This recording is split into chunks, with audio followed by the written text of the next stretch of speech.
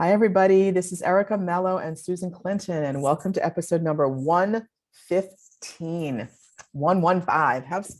How are you, Susan? I'm good. I'm good. This is just a quick intro into the podcast, and this is a piggyback off of an episode that we did, number 81. And it seems so long ago, doesn't it? 81. But hmm this is about a patient of mine he was a soccer player. He had a lot of low back issues, and his driver was not in his lumbar spine. So we will put the link to that episode in the notes below as well. So you can easily if you want to listen to that episode first and then this, or vice versa, is fine. So we basically, I talked about his evaluation in episode 81. So this episode, we wanted just to talk about exercise progression and a couple of questions. We've gotten a couple of questions as well over these many months about core exercises and core stability. And this kid wanted to do some. And I talk about how I answered his question, and also just a little bit of how you progress somebody who has two drivers exercise wise. I think that's a gap in many therapists' knowledge. And I think that we need to really take into account someone who has multiple drivers, and people who have persistent pain have multiple drivers, right, Susan? So Exactly. we hope you enjoy it. And also we have our wonderful podcast club, our podcast membership club open, and it's been going very well. And for those of you who have not heard of it yet, we've sent out many emails, but I know we inundate people's inboxes with emails, but the link is toughtotreat.supercast.com. And you will get, obviously you will get this podcast, but you're going to get an additional podcast episode actually, and another episode where it's called Ask Us Anything. So you'll get two episodes. The first episode we are about to drop with Jess Schwartz on concussion and the Tough to Treat patient. And then our Ask Us Anything will be dropped shortly thereafter if you join the club. So toughtotreat.supercast.com. Right. And so for those of you who have had questions in the Facebook group and to us personally, the Ask Us Anything is something that is well worth the membership, because you will get the recordings even if you can't come in live. If you can come in live and you know you can be there live, you need to contact us, because we will be selecting people to come in and ask their questions live. So it's important to leave your questions in the portal and to join us. Toughtotreat.supercast.com. Enjoy the podcast. Thank you.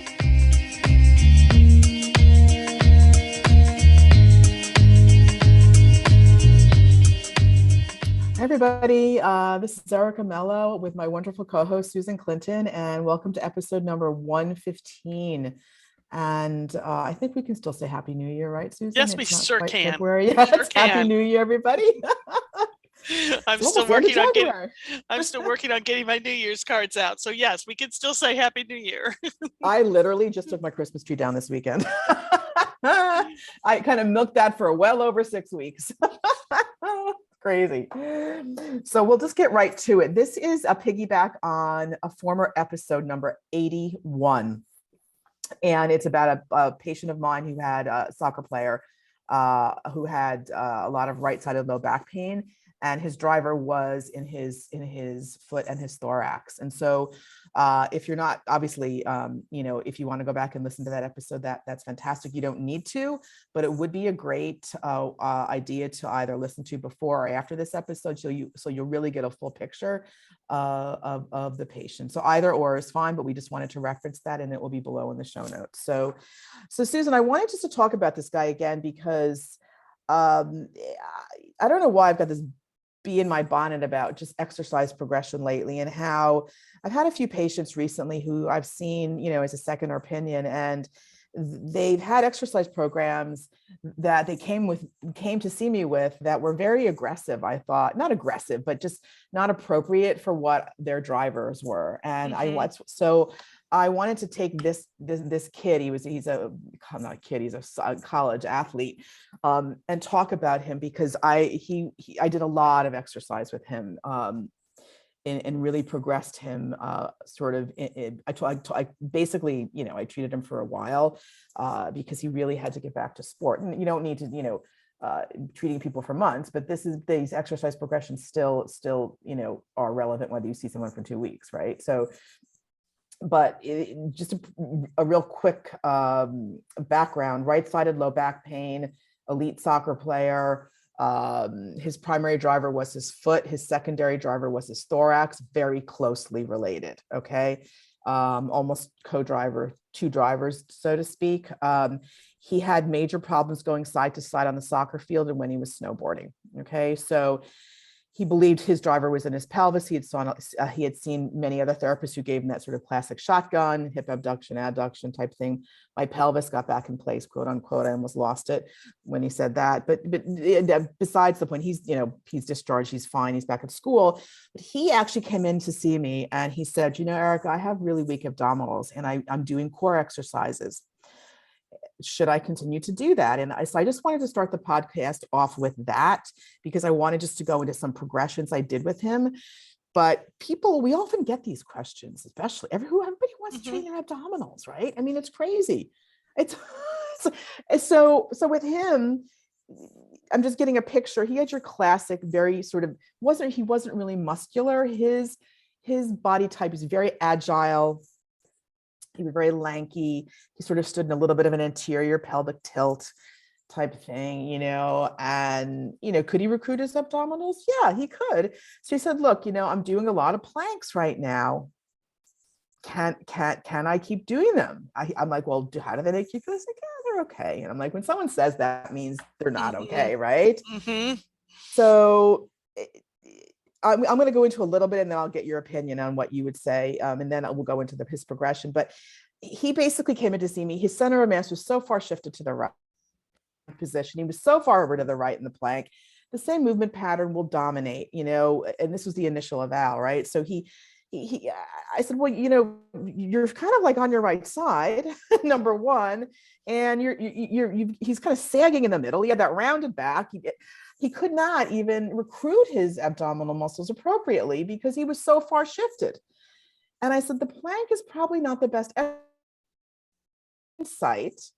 So this is after I did his evaluation. Okay. So his primary driver was his foot and the thorax.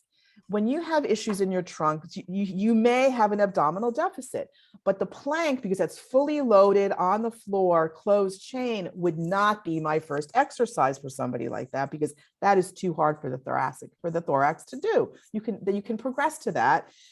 And he was still so far over on the right, he was overloading his right side. So I was like, no, you can't do that. And I explained to him why. And then he said, well, can I do a little bit of sit-ups? Because he was chomping at the bit. And I said, well, that is a lot of thoracic flexion extension. That's better than a plank. So I gave him alternatives, and I'll tell you what I gave him, but I wanted to get your thoughts on when you have patients ask you that, and they don't really need core exercises, right? What do you say? So it's always an interesting dilemma because, there's so much that's out there and people see things and they read things and they're told, do these 2 exercises and this will cure your back pain, do these 2 exercises and never have knee pain again. Those are marketing gimmicks, and, they're designed to help people solve a problem, but also to get people to kind of pay attention to what they're saying about things. It's always, but the core seems to be a big thing. And, people kind of walk around thinking their cores are unstable, so they look for things that like stability exercises, like you're not unstable, you just don't have good control. Yep. Or maybe it isn't kicking in and recruiting at the right time. So, the issue is it a mass pattern of movement that we're trying to strengthen because they're having difficulty?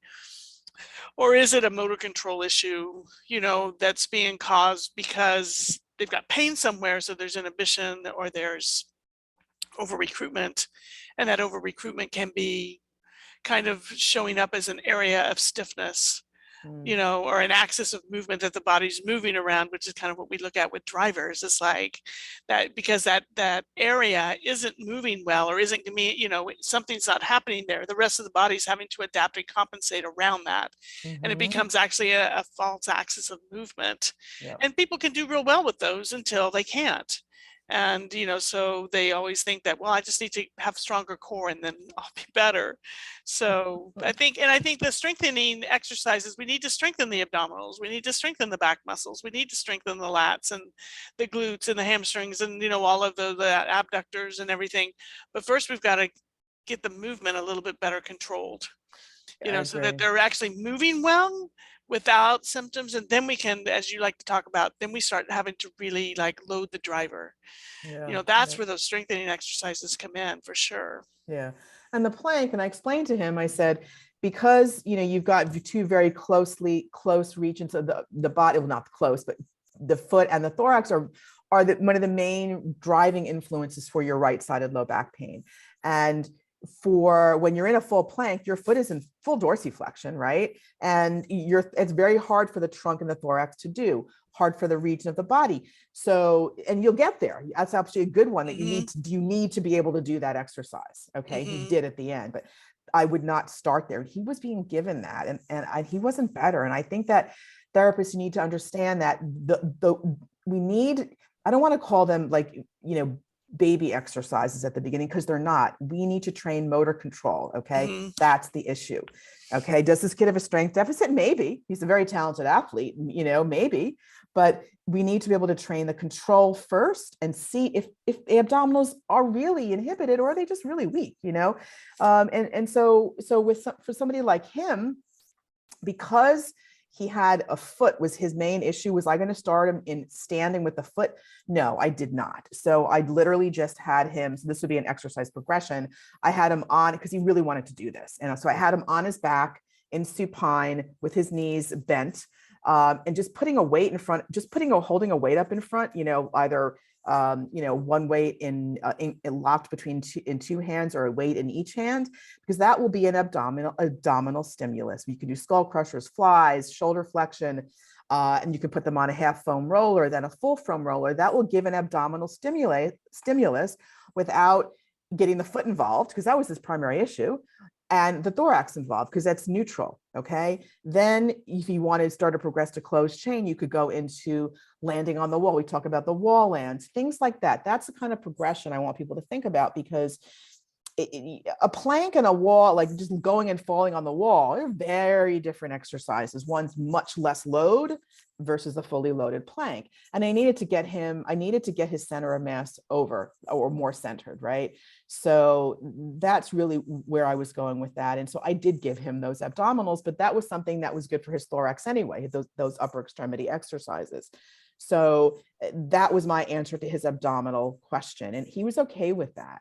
And he said, he really wanted to do curls. I was like, okay. So remember we talk about like the self checks, the regions of the body, I had him basically, sit and do seated trunk rotation. I said, just do that before and after, if you want to do a curl up, and to see if it's worse after the curl up, then that's probably not the right exercise for you at this time. Do you have any thoughts on that, or should I keep going? Keep going. I think that, okay. Yeah, I think that's, Okay. Following a pretty decent line of clinical thinking. Yeah. And so then, because his foot was the main issue, okay, at the beginning, you want to think about, are we going to have him stand on a Bosu ball, right? On a Bosu ball, right? That's hard for the foot to do initially. These are all things he ended up doing. He ended up lunging and squatting on Bosu. But standing on a Bosu ball and getting your balance, or doing, forward and backwards lunges and split squats at the beginning, are kind of hard for the region of the body to do. This kid was talented. He could do all these exercises, but he was doing them in a way that was not, he was using an old motor pattern that was not serving him. So we're movement specialists. So we want to be able to give the patient options and choices for movement. So I needed to get him into I would say a more optimal pattern before he could go squat on a Bosu ball or do a single leg stance on a Bosu ball. So at the beginning, I want to just get the foot in his awareness. So I literally, 1 week he did this, that was it. Sitting down, seated heel slides and seated heel raises. That's it. And I made him sort of look at the foot, make sure he had the pyramid when he went into plantar flexion, and just got the brain used to seated heel, like literally seated on a chair and going into heel slide for the plantar flexion, coming back for the dorsiflexion, and then going into heel raise. He was like, that's so easy. I said, really? And so I had him do it, and he could not even control it into plantar flexion. So people are gonna, I always say at the beginning, just humor me, because some of these exercises it may feel easy to you, but we're just trying to train your brain, and we're trying to train a new movement pattern. And I need to build volume at very easy levels first. So, right. So that's what I gave him to start with. Thorax was good. He's sitting, so that didn't really bother. That wasn't making anything worse there. Keep going. Should I keep going? Yeah, keep going. Okay. And so you think Oh, about, wait. How long did it take him to get control of that super easy exercise that he said was super easy, but he couldn't control it? like 10 days. Yeah. So, that's about right. He probably got a little better control over it just by learning it. But then you have to have time for that to kind of integrate into the system. Yeah. And Yeah. it's not like we're not telling him to do anything else. It's just that we want him to concentrate on that a little bit more to really keep nudging the system to change. Right. And because he was so adamant at doing an abdominal exercises, I said, okay, well, his thorax is definitely a strong secondary. I'm going to give these supine arm exercises anyway. That was his abdominal, that was his rehab program. So then I moved him after he started doing the heel slides into the heel raises. I ended up having him do what we've talked about this so many times, sling squats. Okay, so those are just knees, heel raises with the knees bent and the knees straight. So I actually started him on the wall. So bear in mind, he's a thorax, very strong issue in the thorax. I put his hands on the wall. I got him a reference for center. So when people put their hands on the wall, you really have to tune in their sense of center, because he was so far over to the right, which is why one of the reasons I also didn't want to give him a plank. So I put like what do you call it, like a TheraBand on the wall, and I just had him put one hand equidistant on side. And I said, just stand there and get your sense of center. He's like, oh, I feel really to the left. I'm like, you're not to the left. So I made him do that at home. And so I had him do the sling squats with his hands on the wall, bearing in mind, yes, his foot is his primary issue and his thorax is the secondary. So that's how I progressed him there. And because as we started moving along, his thorax and foot became very closely connected. Okay. Yeah. And I think that's kind of an important point too, is that you started him off, his upper thorax stuff was open chain. And the foot stuff was semi-closed chain, but not loaded a lot, right? Right. And then you moved him into a position to where you were going to get driver got better, so you're going to start loading it. But he was still the same motion, but now he's up, so he's more in closed chain. But you also added in closed chain by putting the hands on the wall. Yes. So that's a way to kind of, I just want them to see that that's loading the drivers there. Yes, exactly. And if I also had given him wall lands. Okay. So that's just people who don't know, you face the wall and you literally move your arms in a circle and you land on the wall, like almost in a push-up, and then you come off of it. His foot, I made sure that his foot, because he was able to do it so easily, quote unquote, according to him, I wanted to make sure he was centered and his foot that he had progressed through, like, I would say, like I had him do before the wall lands, I had him do just the sling squats a little bit beforehand, just to get his foot in a quote unquote better position, right? Because his foot was really taking him to the right. Okay. So that's why I wanted him to do things on the wall just to get his sense of center. So I progressed him through there. Now that is, you're going into a wall land. Those are progressions to a plank, right? You can easily, I didn't do all of this stuff with him, but I will just tell you, you can do a wall land with the arms asymmetrical, like in a stride stance with the arms on the wall. You can do wall clocks, like leaning on the wall and doing clocks. Those are all closed chain, and your foot is in neutral pretty much there, right? Although you are standing, your foot's in neutral. So he was able to do all of that. And then you could get him to like a plank on a table and then eventually to the floor. So I just wanted to talk about, like, that's why I did not give him a plank to start with, because that certainly would have been overloaded and way too much of a closed chain for him, his thorax and his foot, right? So what I ended up doing after like all the wall progressions, and there's many other things you could do. You could do wall push-ups, you can do single push-ups. It just depends on, how much time you have and how much time the patient has, or like I gave him a couple of things on the wall to do at home, because I treated him a lot over in the summer. So he was home. But the foot was still the main issue. Okay. So I progressed you think about his main issue. He had a hard time side to side, like inversion, eversion. So like his sling squats and his seated heel slides were they were not easy, but he progressed quickly. He was able to get control. He was eventually able to go off the wall and do the sling squats off the wall. So now what do? what exercise would you progress him to next, knowing that he had an issue with side to side? And even though like he had good plantar flexion, dorsiflexion control, which he did.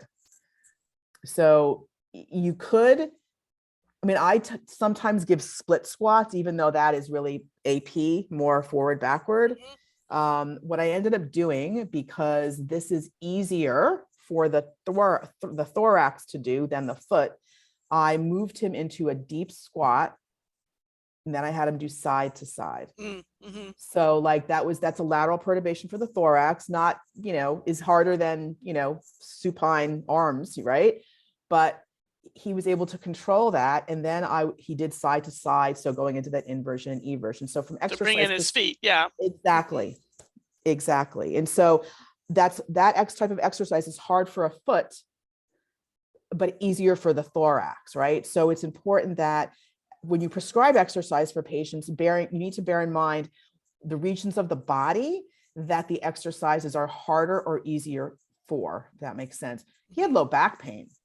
Was I giving him any McKenzie extension? No, because it wasn't his driver. So I think we have to bear that in mind. And abdominals, well, and if you think about, so if you think about too, for him, one of the things that was going against him was the perceived stiffness. Who knows what it was, overcompensation, nervous system protecting, who knows, whatever. But to drop into a full squat, you have to have a lengthening of the thorax. So you're not only working the thorax with the lateral, movement, but it has to do it in a lengthened position, which is new. Yeah. Plus he's still in closed chain. He's still under gravity. So now he has to cope with different positions, that could or could not affect, sensitivity in his lumbar spine, but allows the lumbar spine to feel, to move in these different positions, and not be just pulled off to one side, to where maybe the one side of the lumbar spine would start over recruiting or doing the things that it was doing before, or maybe not even being able to get down there and move side to side because his feet just were too busy gripping the floor and not allowing the movement to happen. So it's important to kind of, think about it in that way. It's like these, this position, a deep squat, affects the lumbar spine. It does. So if your client is fixed on why are we doing this, it's like, I would just tell them the story that, this is getting the lumbar spine to like lengthen, and it's doing it while your hips are flexing. So it's just different. It's different than standing. And we need to be able to progress through these movements. And I want to be sure that you're able to do it without having pain. Yeah, exactly. If they can't get the drivers or this or that, and you don't want to, you can just say, if your feet are working better, it's going to make it easier to balance your lumbar spine. You can give it, you can tell them a story that works for them without being wrong, also without, information overload. No, you're absolutely and without right. Scary things too. Right. So you're not telling me he's unstable. You need to like stabilize your spine, Right. He's like, he said to me, they always talk about core stability. I was like, let me tell you something. That is, a black box term. And, I don't even think we need to put it in quotes anymore, because there are so many people out there who have pretty decent abdominal muscles. They're just not activating them.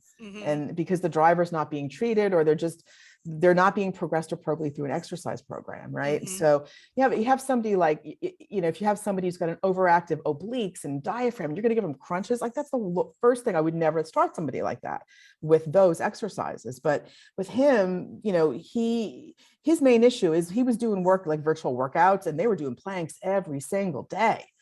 And I was like, can you go on your knees? And like, that would be mortifying for him, right?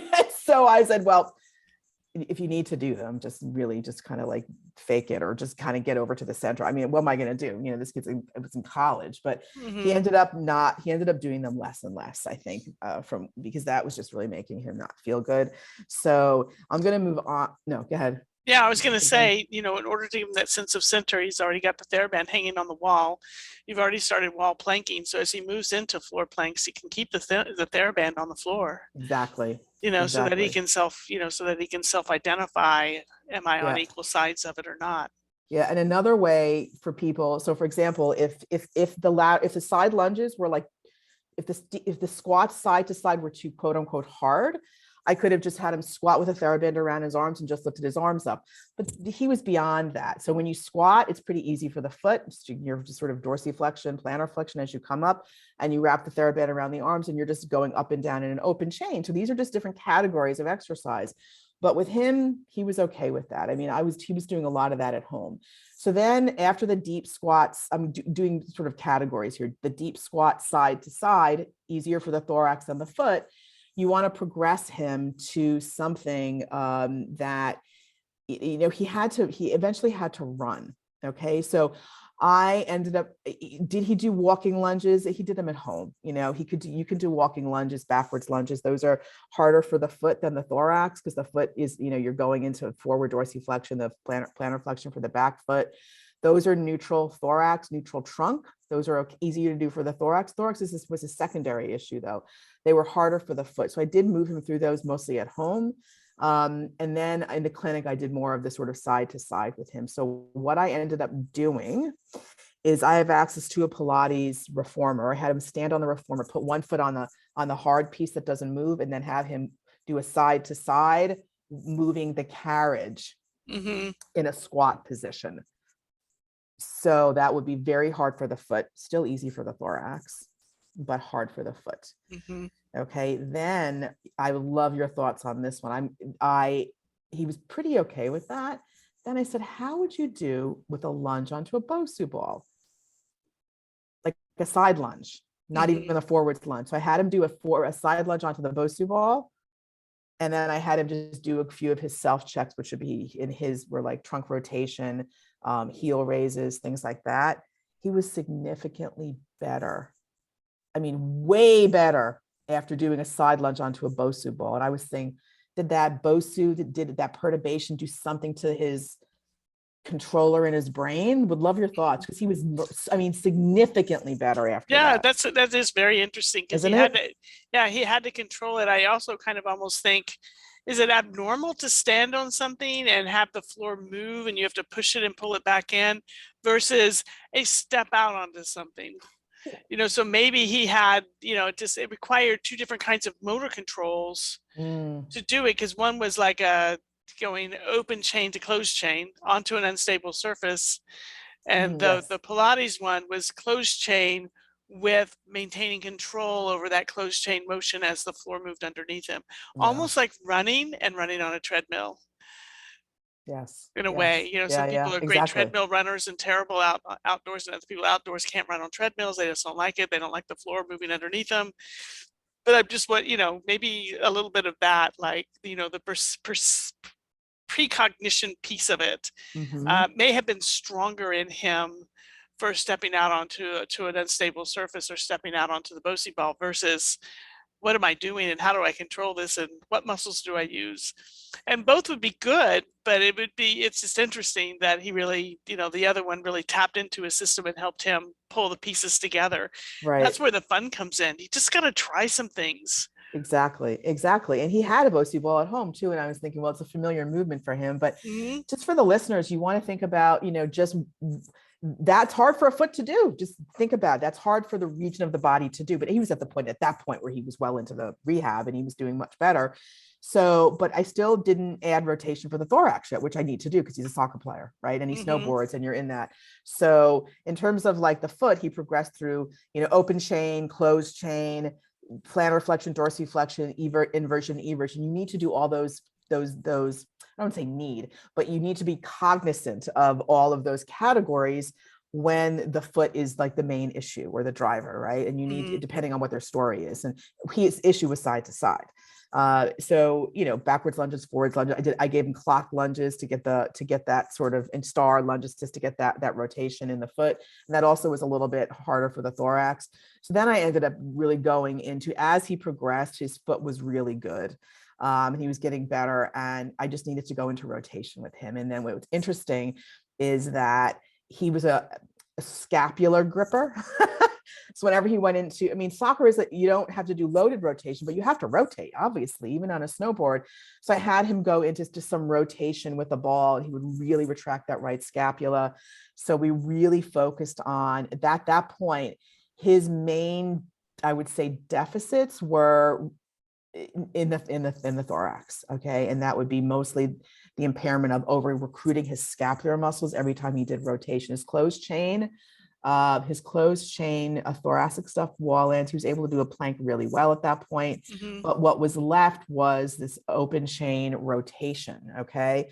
And that's what I ended up working on with him for a while. So I could put him in a standing position, not even being so mindful of the foot anymore, because he had so much more robustness in his foot. He could do side to side. He could do plantar flexion, dorsiflexion, single leg heel raises. He could do all that. So in designing a program for the thorax in terms of rotation, his foot was like, okay, he's good to do. I don't need to sort of be mindful of if that's easy or hard for the foot at this point. So I ended up having him do a lot of, just standing. I have access to a ladder, or even just having somebody, stand behind you and actually in front of you, right? And the person, you can do eccentric retraction, eccentric protraction, concentric, eccentric. So the person could stand behind you and you can do a protraction, then eccentric retraction. I did a lot of that. So he stood behind a fuse ladder, a piece of Pilates equipment, and pulled on the spring, and he ended up going into a concentric protraction and then eccentric retraction. So we did that a lot. If his foot was still an issue, I could have just gotten him in kneeling. Same thing. Yep. Take the foot out. So I think we need to be mindful of positions. Sitting, all fours, kneeling, half kneel, they're all on the table, right? Change. That's what I think is the sort of the motto. Just be creative. Think about if he still had a foot issue, put him in kneeling. Or even half kneeling. So he has to deal with, exactly, the 1 foot up and the 1 foot down, and tuck the toes under, and you could, or in sitting. Yeah. If they can't kneel, they can sit in a kneeling position on the side of the chair and still work on it. There's ways to do it. So, but that really helps so that you can kind of keep both pieces connected. This was awesome, Erica. Yeah. I wanted just to, because we talk about exercise, but I was like, I think this is important for the listeners to know. Just bear in mind the categories and what's harder or easier for that region of the body. And don't necessarily think, oh, low back pain, I have to do core, but his foot is the issue. You need to do exercises for the driver, right? So, it's a different mindset, but I do think that we need to, we are specialists in movement and exercise. So we need to own that, right? So hope everybody enjoyed it. Thank you. Fantastic. If you have any questions, join us on our podcast club, premium membership, and join in on the Ask Us Anything portal. Send us your questions, tune in and listen to our answers, and we're happy to be more specific in that platform. And once again, to join us there is toughtotreat.supercast.com. We look forward to seeing you inside.